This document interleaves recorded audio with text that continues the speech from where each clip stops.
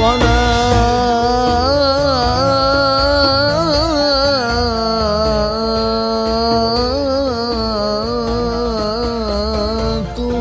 من النوم.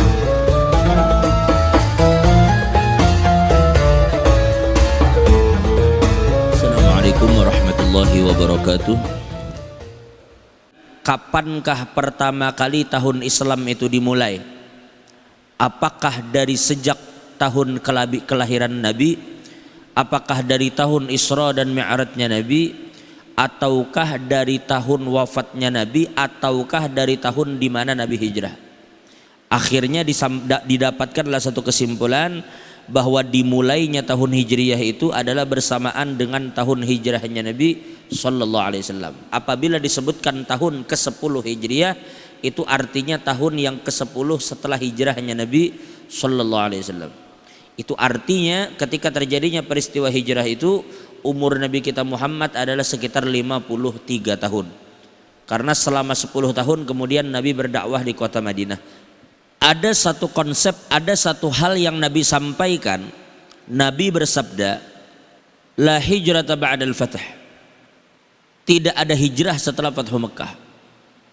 Saat ini kalau kita katakan kita berhijrah, berpindah dari satu tempat ke satu tempat, tampaknya hari ini kita belum berhijrah. Kalau yang kita maksud hijrah itu adalah berpindah dari satu tempat ke tempat yang lain. Sebenarnya sebelum Nabi memulai kalimat hijrah, Nabi menggunakan redaksi kalimat innamal a'malu binniyat. Sesungguhnya segala sesuatu itu tergantung dari niat kita.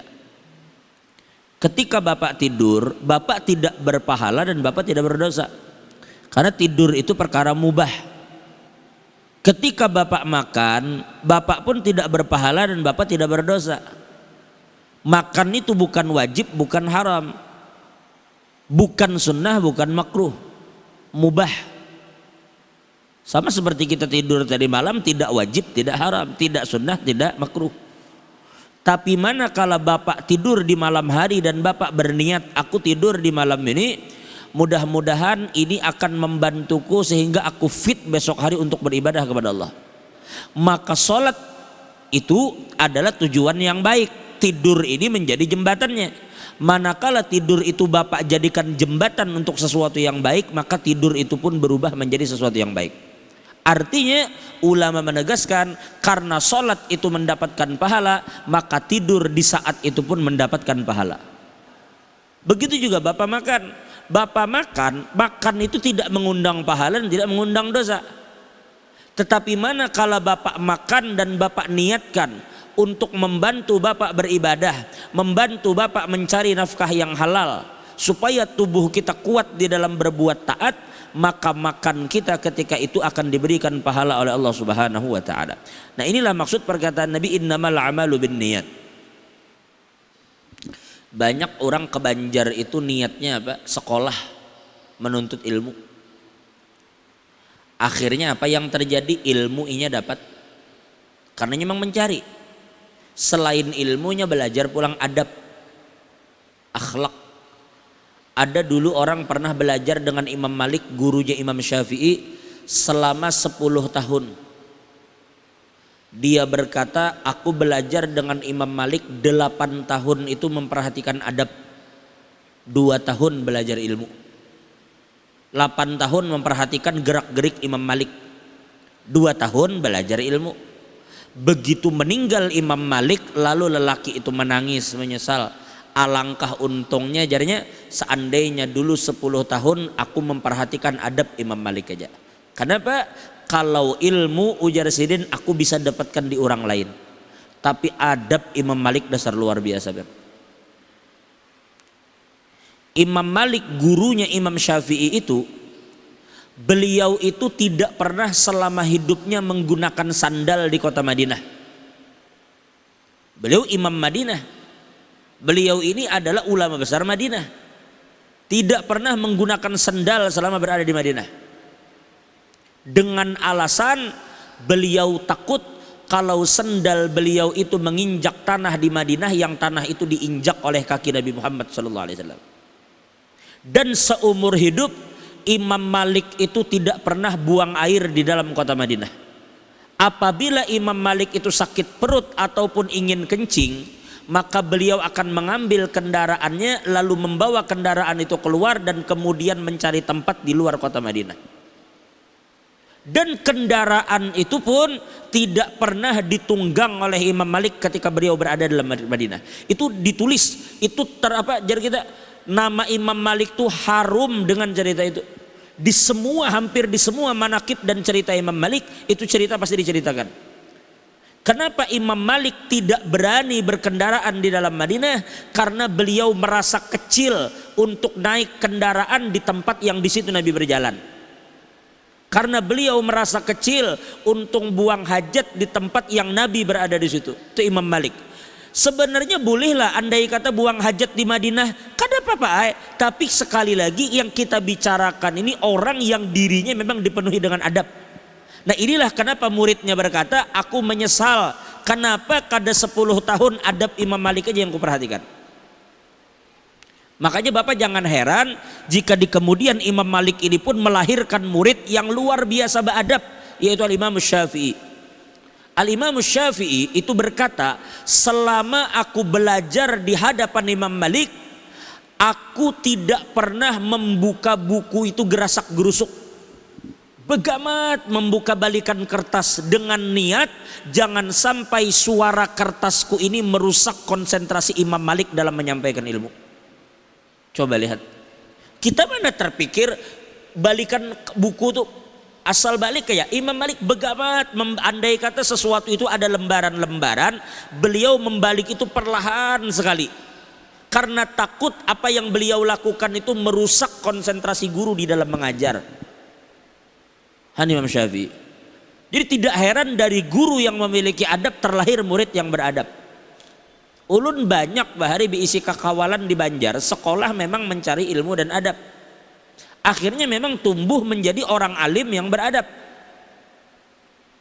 Banyak ulun mohon maaf, kawan-kawan maaf, bahasanya di kampung ekonominya kesian waktu pondok tuh dikirimi duit gin jarang. Tapi namanya orang beilmu, orang beadab.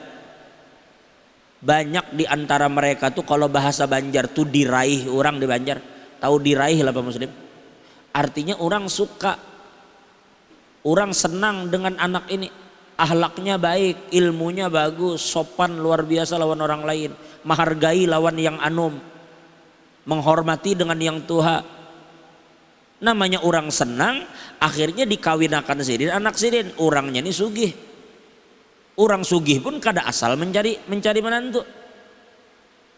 Ini lelaki soleh bisa membimbing anakku. Banyak wah ini kawan ulun nang di sana inya beilmu, beadab, takawini bini anak orang sugih, bahartanya wah ini.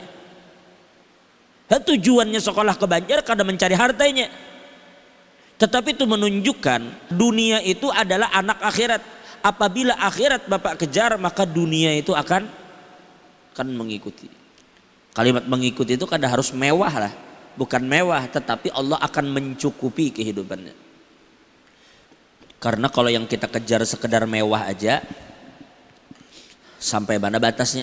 Orang bisa dikatakan sugih itu nah kada tahu batasnya kita. Beisi mobil berapa buting baru disambat sugih, beisi rumah berapa, tabungan berapa baru disambat sugih, itu batasan itu kada ada. Tidak ada batasan yang jelas. Tetapi Nabi sudah memberikan gambaran. Ujar Nabi di dalam hadis, man asbaha minkum mu'afan fi jasadih aminan fi sirbihi wa indahu qutu yaumihi faka'annama hizat lahu dunya bihadzafiriha. Perhatikan ujar Nabi ini mudah-mudahan menjadi renungan bagi kita. Apa yang Nabi sampaikan ini, ujar Nabi barang siapa, jaka kita ini adalah bangun di pagi hari tadi bangun. Ketika kita bangun pagi, satu, tubuh kita sehat. Allah berikan kita kesehatan di pagi hari itu. Yang kedua, aminan fi sirbihi. Ternyata dia tidak mendapat ancaman apapun, hidupnya aman, keluarga aman. Kita bangun tidur, badan sehat. Kita dan keluarga aman. kampung kita aman, negeri kita aman, tidak ada konflik. Bapak bisa mencari rezeki dengan tenang, Bapak bisa beribadat dengan tenang. Satu, badan Bapak sehat. Dua, Bapak merasakan keamanan bagi diri Bapak dan keluarga Bapak. Yang ketiga, makanan Bapak untuk hari itu ada. Faka'annama hizat lahud dunya bihadzafiriha, seakan-akan ujar Nabi dunia menjadi milik orang itu. Kalau hari ini pian sehat, keluarga aman, makanan ada, sudah menjadi kayak milik pian ya dunia. Sudah apa lagi yang pian pikirkan di hari itu? Berarti hari itu kita fokus beribadat kepada Allah Subhanahu wa taala. Itu maksud Nabi. Hari ini kita lumayan banyak melihat orang yang menyerang Al-Imamul Ghazali. Baik mengatakan Al-Imamul Ghazali itu tidak mengerti hadis, atau menyerang beliau dengan perkataan ahlul bidah sebagai orang yang ahli bid'ah dan segala macam. Itu ujar ulama akan memiliki dampak. Kita akan memandang rendah kitab yang ditulis Imam Ghazali yang namanya Ihya Ulumuddin. Kitab Ihya Ulumuddin itu ulama-ulama kita katakan, seandainya kitab itu benar-benar Bapak baca, Bapak kaji di hadapan guru yang tepat, maka dunia itu akan menjadi hambar di hati pian. Itu Ihya Ulumuddin, tulisan Imam Al-Ghazali. Berapa banyak orang-orang barat bahkan orientalis yang terkagum-kagum dengan kitab yang ditulis Imam Al-Ghazali itu. Bukan melarang Bapak kaya. Nangaran hambar itu bukan kada punya. Ada minuman setrup di hadapannya, tapi begitu dirasakan hambar. Ngaran hambar tuh orang kada terlalu beliur gitu. Tapi bukan berarti tidak ada. Kaya itu dunia itu meskipun banyak di tabungan Bapak, banyak harta Bapak, tetapi dunia itu hambar di hati pian. Karena bukan itu tujuan pian. Itu maksud daripada beliau menulis kitab Ihya Ulumuddin. Di sana ada bab namanya Ar-Rubu'ul Muhlikat. Ada perkara-perkara yang berpotensi bisa membinasakan dan membahayakan keselamatan seseorang. Banyak di antaranya hubbul jah, yaitu cinta dengan pangkat, gila kehormatan, gila pujian, bahkan seolah-olah bersikap tawadu supaya dipandang orang sebagai orang tawadu. Itu termasuk penyakit yang bisa membinasakan. Jadi memang kitab Imam Ghazali itu Pak Ai boleh kita katakan beliau ini memang kalau kita katakan dokter adalah seorang spesialis yang membidangi masalah penyakit-penyakit hati. Penyakit-penyakit hati. Itulah kenapa saja kitab Imam Ghazali ini begitu populernya dulu, sehingga banyak sekali terjemah-terjemah daripada kitab Ihya Ulumuddin itu. Bahkan sampai hari ini terjemahnya Bapak bisa temukan dengan berbagai macam percetakan yang mencetak dan menerjemahkannya. Daripada sangat populernya kitab itu. Jadi Nabi yang sampaikan barang siapa yang memiliki tubuh yang sehat, kemudian memiliki keamanan di dalam diri dan keluarganya, dan kemudian ada sesuatu yang bisa dimakan, maka seakan-akan dunia menjadi miliknya. Karena sejatinya Nabi katakan laukana libni Adam wadian, seandainya jar Nabi manusia itu punya dua lembah yang berisi harta, dua lembah. Bukan dua berangkas, dua lembah. Seandainya manusia memiliki dua lembah yang penuh berisi harta, apakah ia akan bersyukur dengan apa yang dimiliki? Ujar Nabi kada. Apabila dia mendapatkan dua lembah penuh dengan harta, maka mungkin dia akan mencari lembah yang ketiga dan berpikir bagaimana bisa menguasai lembah yang ketiga itu. Makanya ulun mohon maaf, pian jangan heran apabila melihat orang sudah sugih lalu tiba-tiba masih berani merampas tanah orang. Pian jangan heran, tanahnya aja banyak, tanah orang pulang dikekernya. Dan yang lebih parahnya lagi, kadang-kadang orang berani merampas. Kenapa itu terjadi? Berarti benar apa yang Nabi katakan, kalau orang sudah berisi dua lembah emas, inya akan berpikir kayak apa caranya berisi yang ketiga. Allah berfirman dalam Al-Quran, ya ayyuhar rusul kulu minat tayyibat wa amalu salihah. Ujar Allah, hai para rasul, makanlah dari apa-apa yang baik yang telah kami berikan kepada kalian dan beramallah dengan amal soleh. Coba lihat, para nabi tidak Allah suruh beramal dulu, habis beramal makanlah makanan baik, bukan. Tetapi makanlah makanan yang baik dan beramallah dengan amal soleh. Lalu para ulama kita menyatakan, mentafsirkan bahwa dari perintah ini menunjukkan tidak akan terjadi amal yang soleh kalau bukan dari sumber makanan yang baik.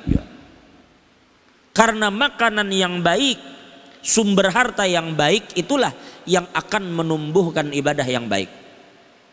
Makanya para nabi disuruh perhatikan makanan dulu. Seandainya bapak tidak punya cukup waktu sholat duha, tidak punya cukup waktu sholat tahajud, tidak punya banyak waktu puasa sunnah karena sibuk mencari harta halal, lebih baik mencari harta halal itu dulu. Mencarikan harta halal untuk anak bini. Jangan pian kira lain ibadat itu. Karena kita ma'anu firman Allah itu, karena Allah menyuruh kita makan yang baik. Maka silahkan bapak bekerja untuk mencari rezeki yang baik tadi. Jadi ulun mohon maaf, hati-hati saat ini. Jangan kita berani-berani bersinggungan dengan hak milik orang lain. Baik itu hartanya, baik itu kehormatannya, kita jangan ganggu gugat. Jangan juga berani menumpahkan darah orang. Tidak tumpah bapak pukul orang aja bapak hati-hati. Kada tumpah darah orang, cuma orang tuh kita pukul, hati-hati itu. Bahkan jangan menyakiti lah.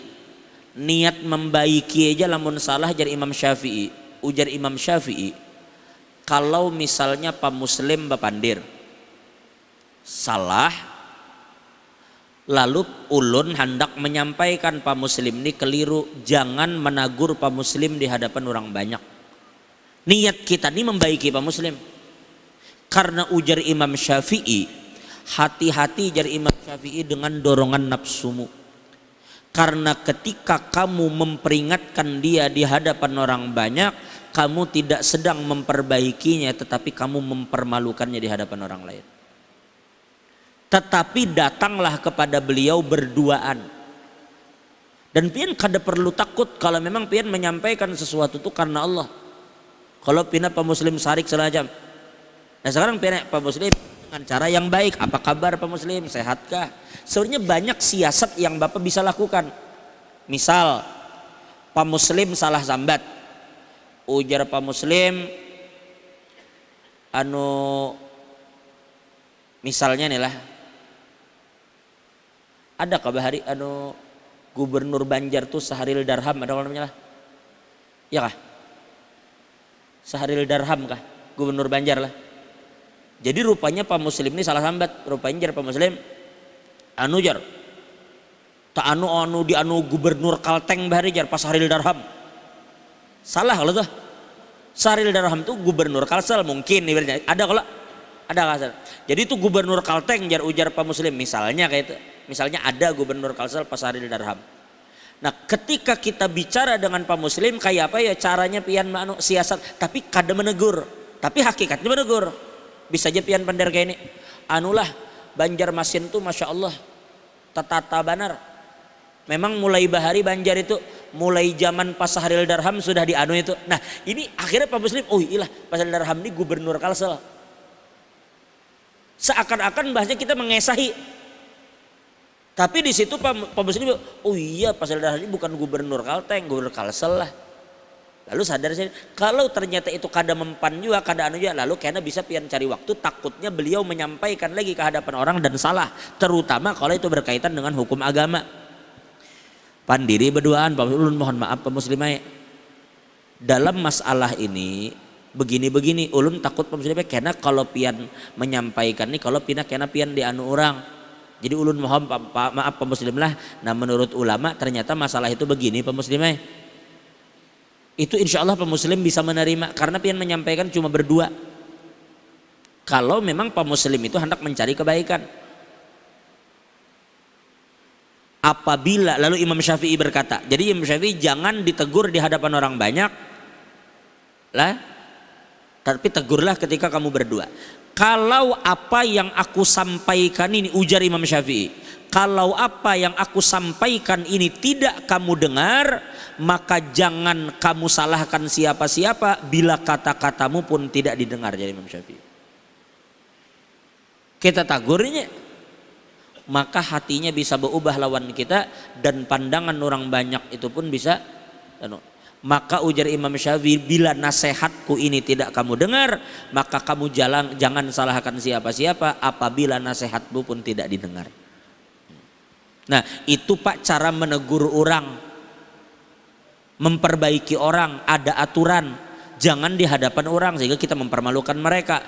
Apalagi kalau itu sudah berkaitan dengan merusak kehormatan orang, kemudian ma'anu fisik orang, kemudian merampas harta orang. Sekarang ada di antara manusia yang berani merampas harta orang itu terang-terangan, karenanya punya power, karenanya punya kekuatan. Tapi pian hati-hati, kada selamanya pengikut kita tuh loyal. Waktu kita bisa kuat, mungkin orang loyal, tapi begitu kita sudah lemah, orang kada lagi loyal. Apalagi kalau sudah pian berdiri di hadapan Allah. Ujar Nabi, ittaqu yauman laisa fihi bainaka wa bainallahi turjuman. Ujar Nabi, takutilah suatu hari, ulang, ujar Nabi, takutilah satu hari yang di hari itu tidak ada perantara antara kamu dan Allah.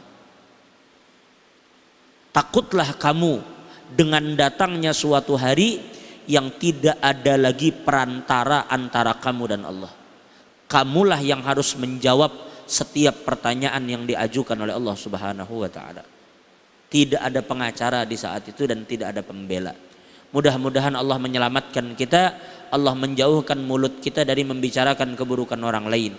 Mudah-mudahan Allah jauhkan kita dari mencoba untuk merampas harta orang lain. Dan jangan juga kita terlibat di dalam apapun yang berkaitan dengan dirampasnya hak orang lain. Jangan menjadi pelakunya dan jangan coba-coba menjadi saksinya. Di antara orang yang dilaknat adalah orang yang bersumpah dengan sumpah yang palsu, yang dengan sumpahnya itu orang kehilangan hak. Bersumpah palsu.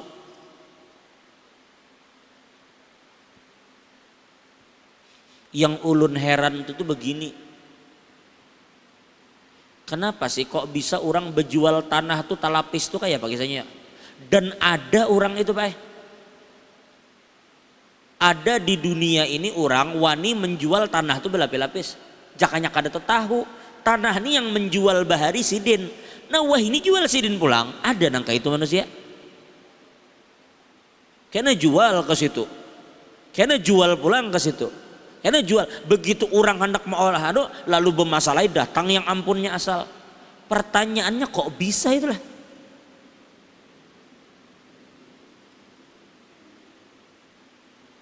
Apa ada kong kali kong ke antara penjual tanah dengan orang-orang tertentu? Wallahu a'lam bishawab. Tapi kok bisa? Kalau dipadahkan mungkin nang seikung tuh kada paham, kadang ada tanah tuh bisa terlapis sampai 4-5 orang. Ada nang kayak itu. Misalnya pian diupahi, pian pai bersaksi aja bahwa tanah ini kada ada ampunnya. Tanah ini lalu kita asal-asal diupahi. Nah hati-hati duit itu duit haram dan kita akan bertanggung jawab karena di hari kiamat. Kita menjadi saksi-saksi palsu atas segala sesuatu. Jangan coba-coba jadi saksi palsu itu.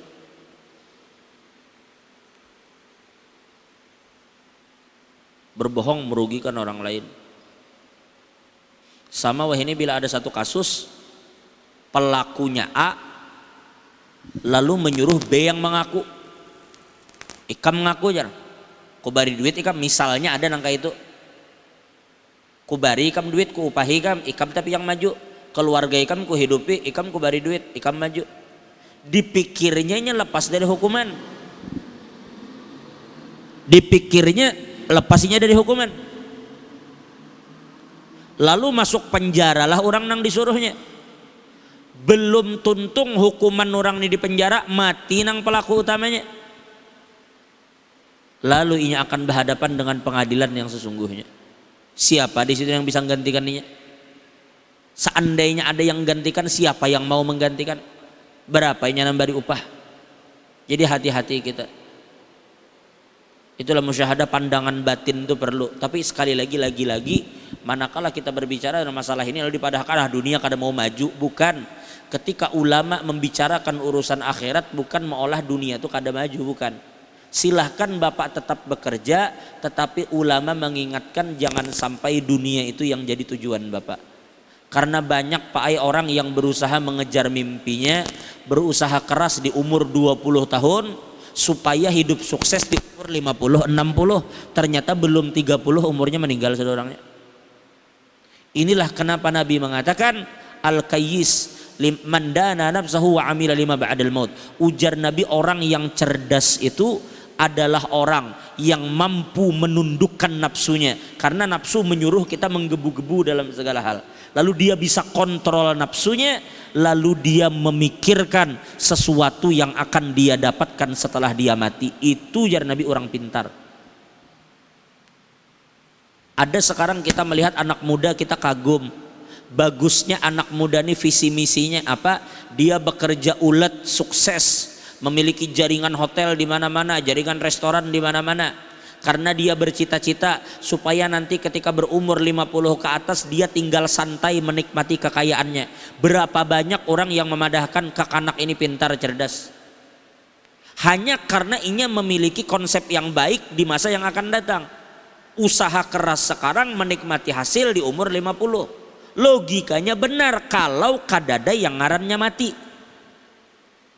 kalau kadada yang namanya sakit.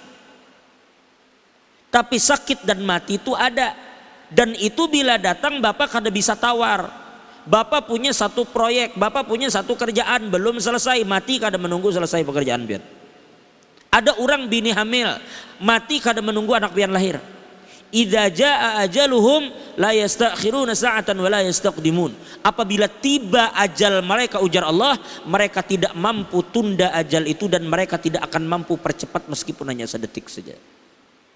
Mudah-mudahan Allah apabila kelak memanggil kita, kita dipanggil dalam keadaan husnul khatimah. Mudah-mudahan amal kita yang sedikit ini, kita kada mengharap juga pang amal yang sedikit ini, tapi mudah-mudahan Allah mencucurkan rahmatnya kepada kita.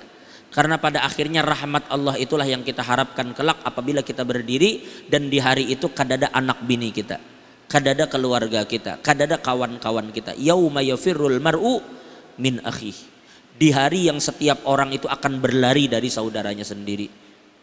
Bahkan ibunya, ayahnya, mereka akan berlari menghindari kita karena takut dengan diri mereka masing-masing. Kenapa anak tuh kada wani beparak orang tua?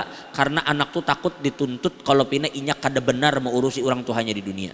Kenapa orang tua lari dari anaknya? Karena orang tua takut kalau inya dituntut kada benar di dalam mendidik anaknya, dan begitu seterusnya.